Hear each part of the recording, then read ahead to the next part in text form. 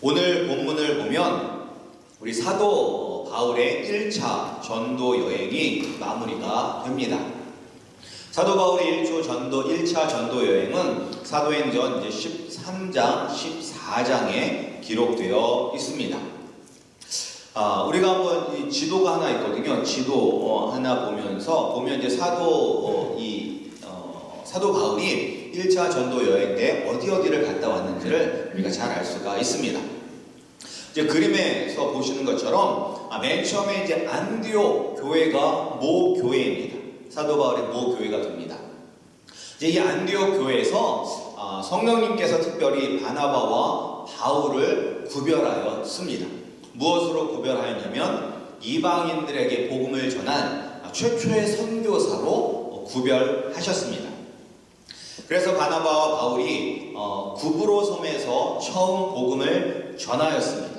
그리고 이제 구브로 섬을 완전히 지나서 비시디아 안디옥에 가서 복음을 전하고 또 이고니온에 가서 복음을 전하고 그리고 루스드라에 가서 복음을 전하고 마지막으로 더베라는 도시에서 복음을 전합니다. 그리고 이제 다시 왔던 길을 돌아갑니다. 돌아가면서 이제 그가 세웠던 교회들을 더 굳건하게 세우기 위해서 새로 믿은 성도들을 이제 격려합니다. 그래서 루스드라로 가고 그 다음에 이고니온으로 가고 그리고 안디옥으로 가서 이제 다시 배를 타고 모 교회인 안디옥 교회로 돌아가게 됨으로 말미암아 바나바와 사도 바울의 1차 전도 여행, 선교 여행이 끝나게 됩니다. 이 선교 기간 동안에 이 바울과 바나바를 통해서 복음이 선포되었고 그리고 많은 사람들이 예수님을 믿게 되었습니다. 그래서 예수님을 따르는 제자들도 생겨지게 되고 교회가 세워지게 되었습니다. 사도 바울의 때만 이렇게 선교가 이루어지는 것이 아니라 오늘날에도 이 사도 바울의 뒤를 이어서 선교에 헌신하는 그런 성도들이 세워지고 그 성도들이 선교사로 헌신함으로 말미암아 땅끝까지 이르러 내 증인이 되라는 예수님의 지상 명령이 지금 이 순간에도 이루어지고 있습니다. 이제 그뿐만 아니라 직접 선교지에 가서 헌신하는 선교사님들도 있지만 자신이 있는 그 자리에서 물질과 기도로 그리고 단기 선교로 선교를 체험하고 선교를 돕는 많은 분들의 수고와 섬김이 있기 때문에 지금도 복음은 세계 곳곳으로 퍼져 나가고 있습니다. 우리 교회 성도님들도 우리가 이제 과테말라 단기 선교를 하고 선교사님을 후원하지 않습니까? 그래서 물질로도 후원하시고 기도로도 후원하시고 그리고 또 단기 선교 갈 때는 여러 가지 물품들을 도네이션 해줌으로 말미암아 온 교회가 선교에 동참하고 있습니다. 우리가 이제 선교를 하게 되면 하나님의 능력을 경험할 때가 참 많습니다.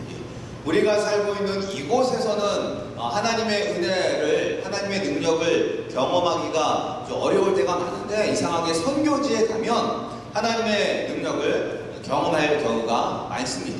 그래서 저희가 이제 과테말라를 갈 때마다 우리는 이제 날씨가 너무 좋아서 그런 줄 알았는데 그때가 항상 우기철이라고 합니다. 우기철. 그래서 원래 비가 자주 내리는 그런 시기인데 이상하게 이제 선교할 때는 비가 잘 안 와요. 그리고 이제 선교 때도 비가 온다 할지라도 우리가 이제 우리가 액티비티를 할 때는 비가 안 오고 저녁에 밤에 비가 온다든지 그러한 소소한 하나님의 능력을 경험할 수가 있습니다.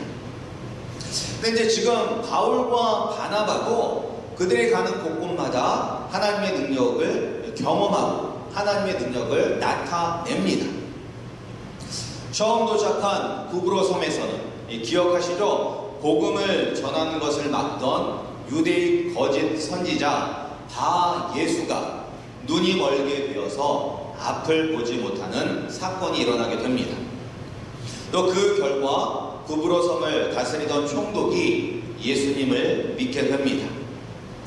그리고 또 안디옥에서 복음을 전할 때도 도시 전체가 들썩할 정도로 많은 사람들이 예수님을 믿게 되었습니다. 그리고 또 이고니온이라는 도시에 가서는 표적과 기사를 많이 행하였습니다.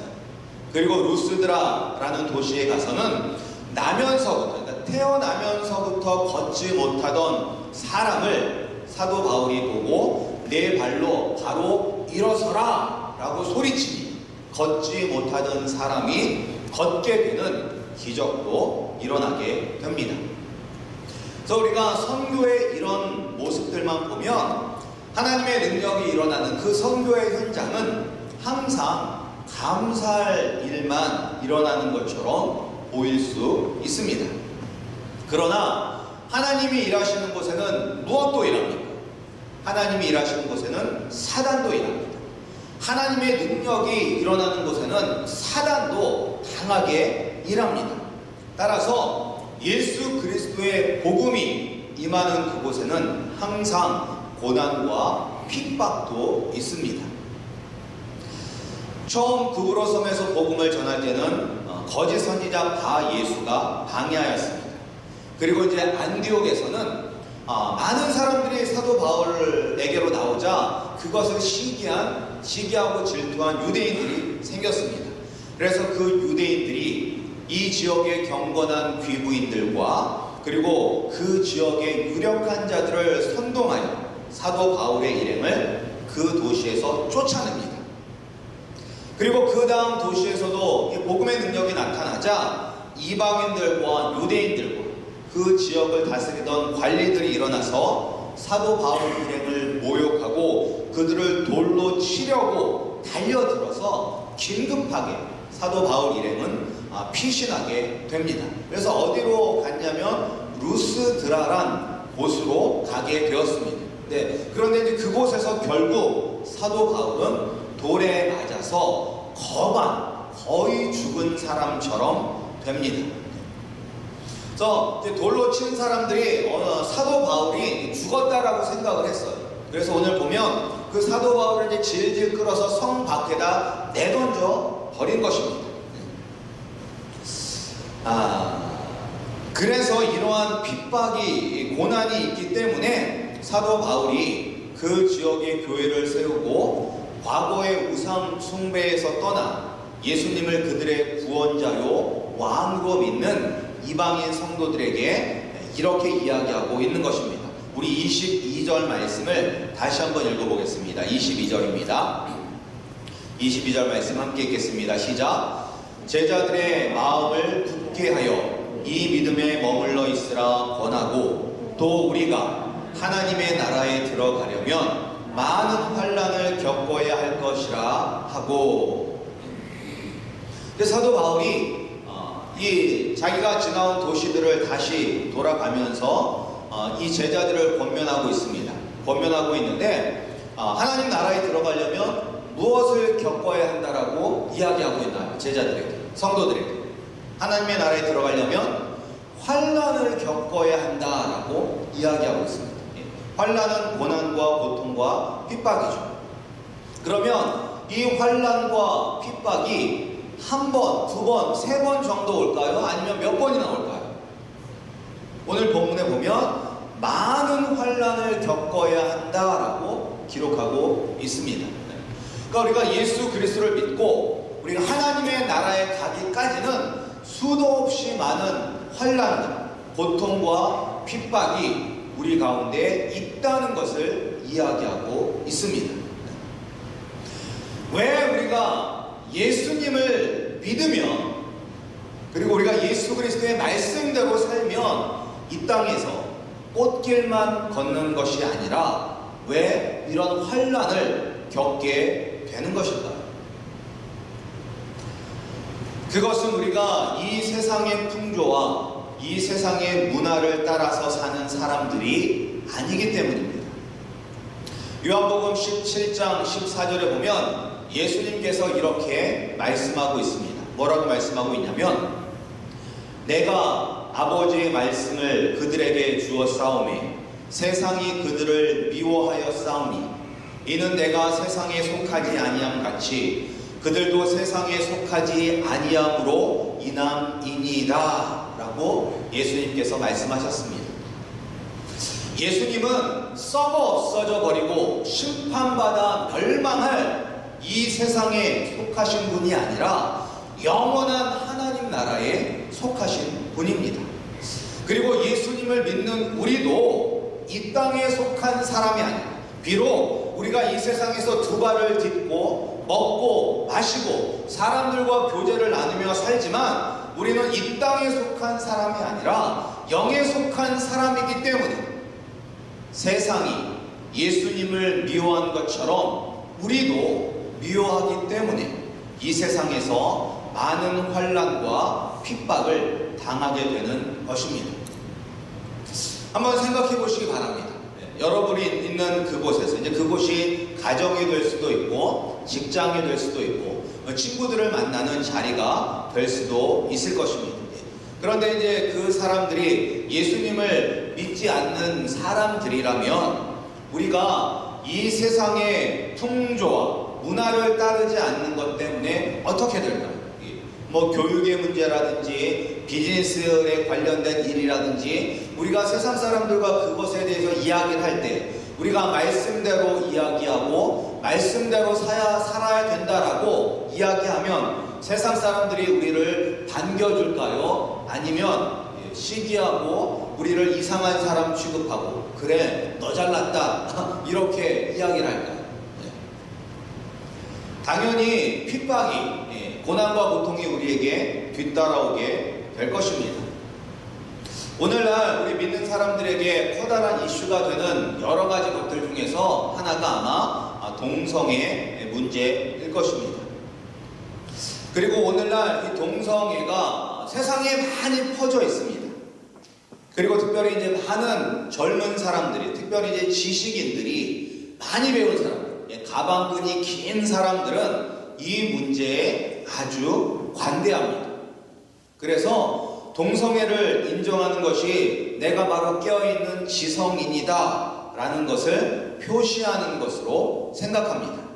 그래서 이제 동성애를 반대하는 것은 시대에 뒤떨어진 것이며, 그리고 사람의 서로 다름을 인정하지 않는 아주 편협한 사람이라고 생각을 합니다. 그런데 이제 생각만 하는 것이 아니라 동성애를 반대하는 사람들을 적극적으로 핍박합니다. 아마 여기 성도님들도 칙필레라는 햄버거 가게를 아실 것입니다. 칙필레. 제가 엄청나게 좋아하는 곳입니다. 왜 좋아하느냐? 거기 이제 와플 감자칩에다가 달짝지근한 폴리네시안 소스를 듬뿍 찍어 먹으면 정말로 맛있습니다. 그래서 이제 거기를 좋아하는데, 그리고 또 제가 그 가게를 좋아하는 이유는 그 가게가 그 창업자가 어떤 사람이냐면 믿는 분이 그 가게를 창업했어요. 그래서 지금도 이 칙필레는 주일날 문을 닫습니다. 어떻게 보면 이제 주일날 가장 많은 매상을 올릴 수 있는 날인데 여기는 믿는 사람들이 하는 곳이기 때문에 주일날 문을 닫습니다. 그런데 이제 몇 년 전에 이제 동성애 문제가 전국적으로 이렇게 대두된 적이 있습니다. 대법원에서 이제 판결이 어떻게 나느냐 그런 것 때문에 막 시끄러울 때가 있었어요. 그때 커다란 기업들, 우리가 너무나 잘 알고 있는 커다란 기업들은 앞을 다투어서 동성애를 지지한다라고 발표를 하였습니다.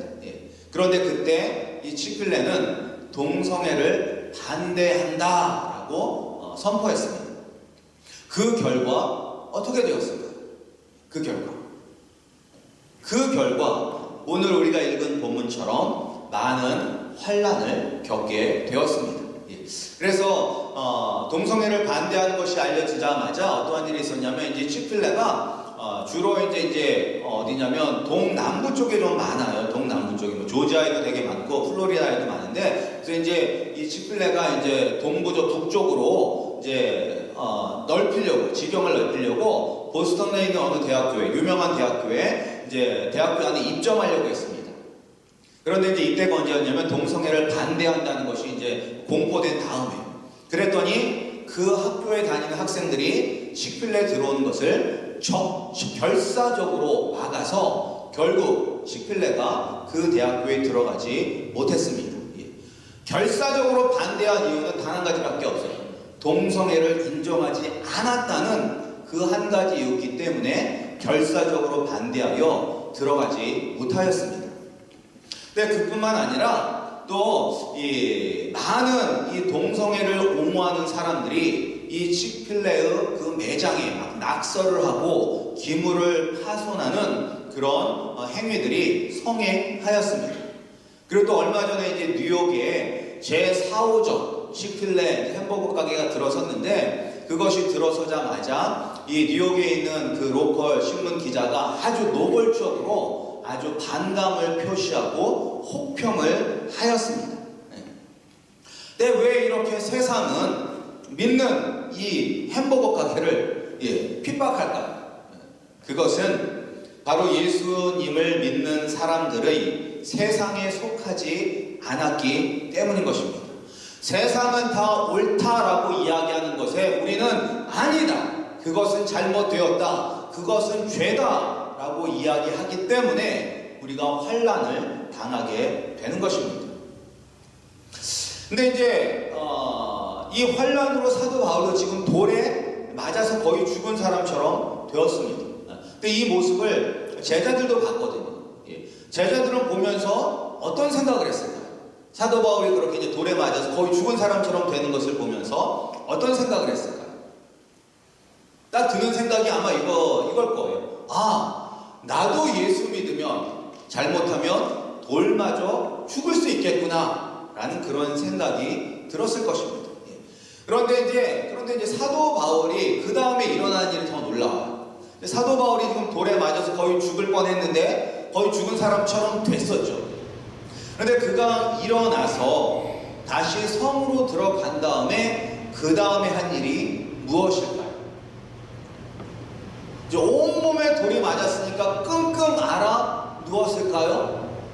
아니면 예전에는 이제 멍들면 안티프라민 연고 그런 거 막 많이 발랐거든요. 맨손에는 로션, 온몸에 그런 막 로션을 바르면서 찜질하고 이렇게 쉬었을까요? 근데 오늘 말씀에 보면 사도 바울은 그 다음날 일어나서 더베라는 도시에 가서 복음을 전했어요. 복음. 그러니까 온몸이 피멍으로 물들었을 것이며 핏자국이 있으며 얼굴도 돌에 맞아서 눈탱이가 밤탱이가 되고 막 그런 모습으로 그런 몰골로 가서 복음을 전했습니다. 그 모습을 보면서 아마 많은 사람들이 도전받게 되고 그리고 그들이 예수님께로 나오게 됐을 것입니다. 그래서 그곳에 교회가 세워지게 되고 그리고 또한 그 교회를 이끌어가는 장로들도 세워지게 되었습니다. 그런데 이 모든 일이 사도 바울의 능력일까요?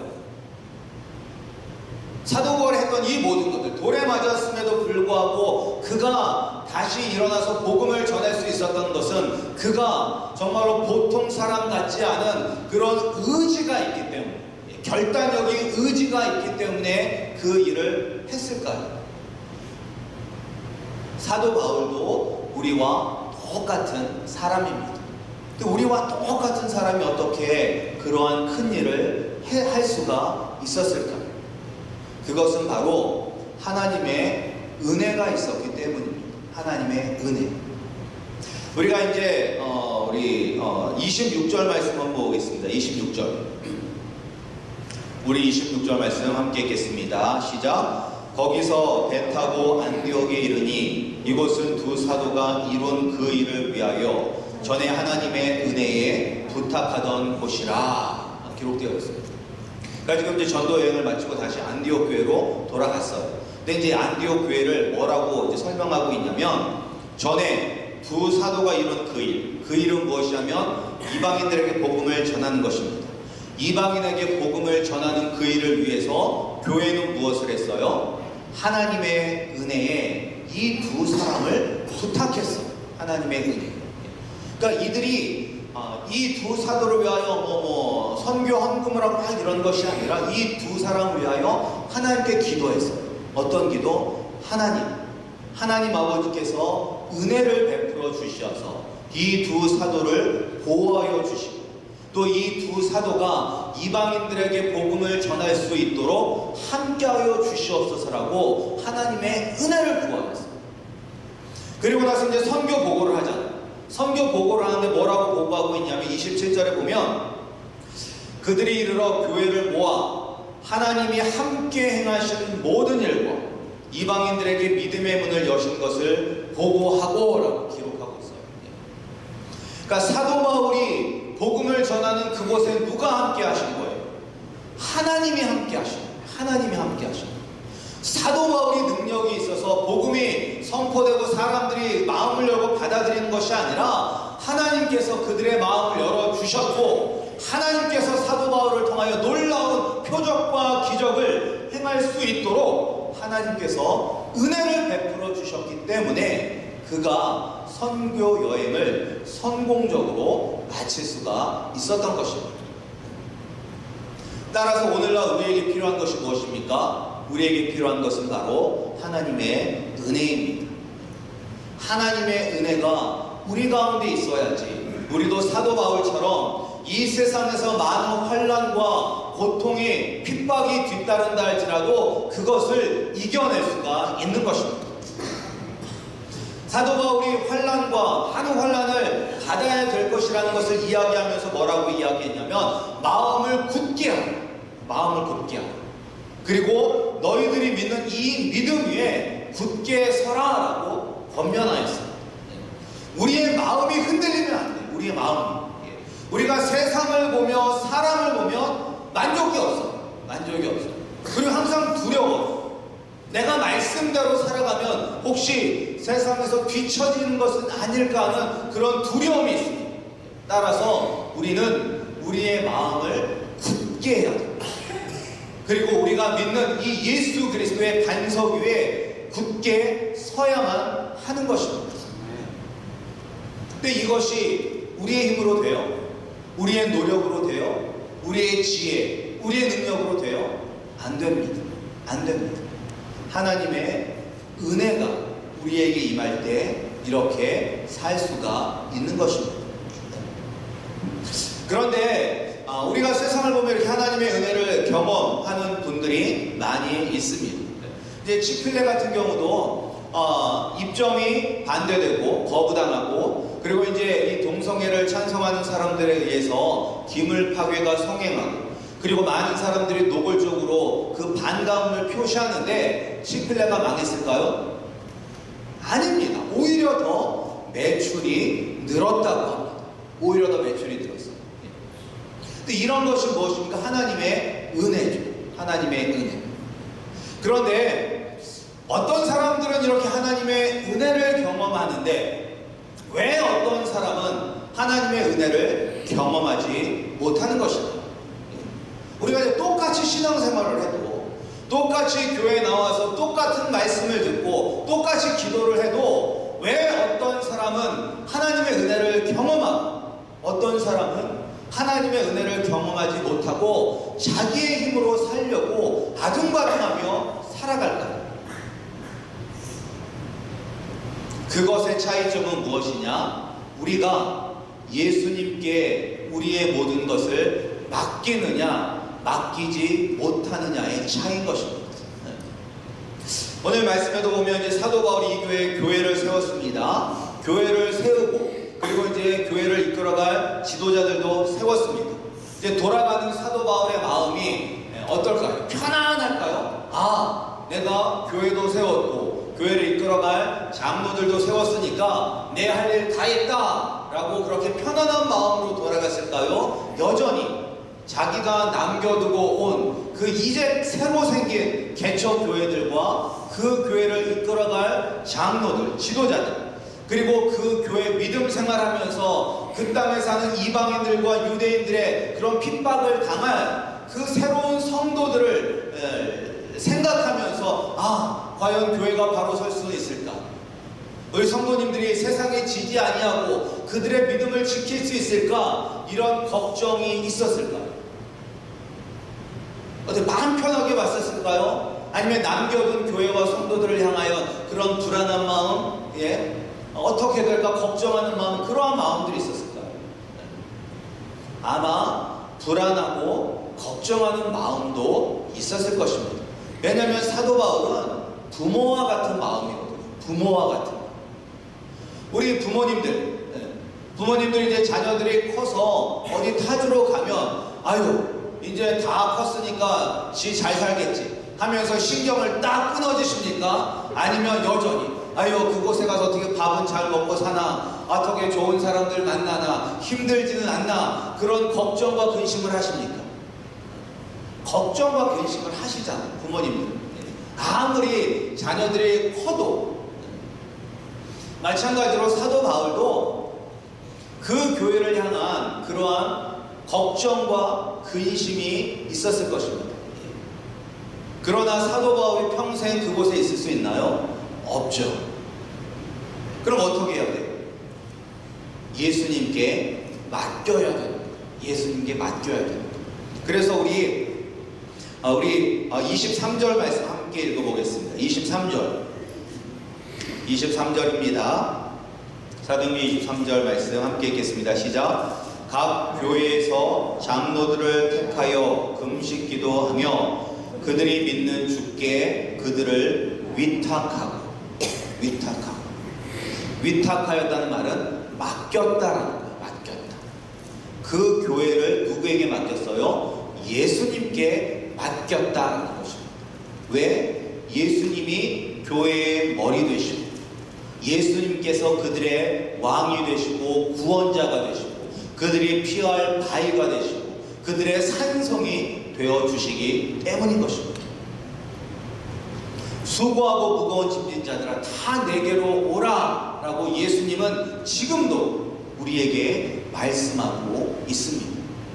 우리가 그 예수님을 믿고 우리의 모든 것들, 우리의 짐들을 다 예수님께 맡기면 하나님의 은혜를 우리가 누릴 수 있습니다.